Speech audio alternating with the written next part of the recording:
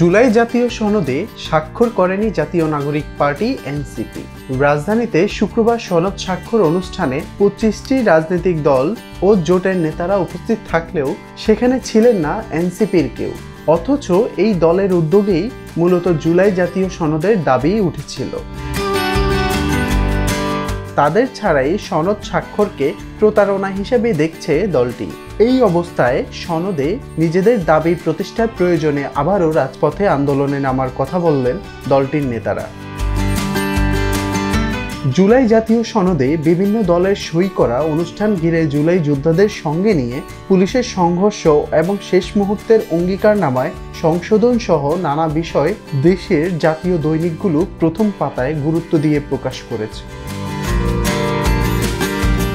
জাতীয় নাগরিক পার্টি এনসিপির যুগ্ম আহ্বায়ক জানান, 31শে অক্টোবর পর্যন্ত জাতীয় ঐক্যমত্য কমিশনের মেয়াদ বাড়ানো হয়েছে। আমরা আশা করি এই সময়ের মধ্যেই সনদ বাস্তবায়ন নিয়ে আমাদের দাবি মেনে নেওয়া হবে।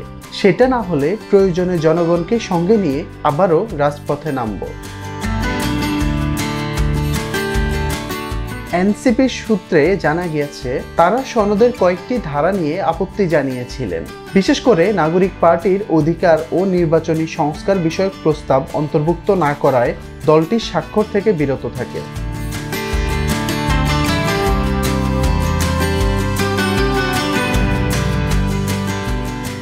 রাজনৈতিক বিশ্লেষকদের মতে এনসিপির আন্দোলনের ঘোষণা জুলাই সনদ বাস্তবায়নের প্রক্রিয়াকেই নতুন করে চাপে ফেলতে পারে। News desk, global voice 24।